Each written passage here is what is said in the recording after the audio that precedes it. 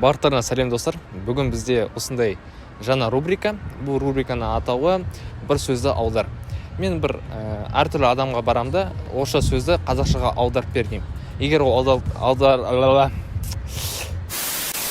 ол аударса ол сөзді, мен оған бір кішігірім сыйлық берем. Ал неше кеттік. Сәлеметсіз, сіз маған бір сөз аударып бере аласыз ба? Қандай сөзді? Мышка дейтін сөзді. Мышка? Аха.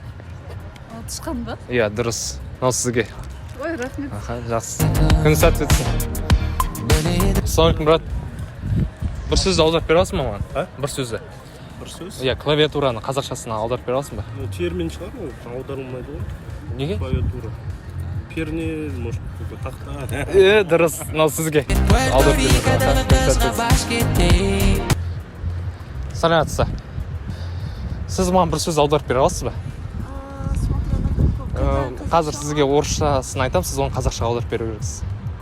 Интернет. Дұрыс. Мынау сізге. Салам, брат. Сен маған бір сөзді аударып бере аласың ба? Қандай сөз? Мышка дейтін сөзді қазақшаға. Тышқан? Дұрыс. Брат, тоқтай тұрасың ба? Ассалаумағалейкум, жігіттер. Маған бір сөзді аударып бере аласыңдар ма? Қазақша сөзге.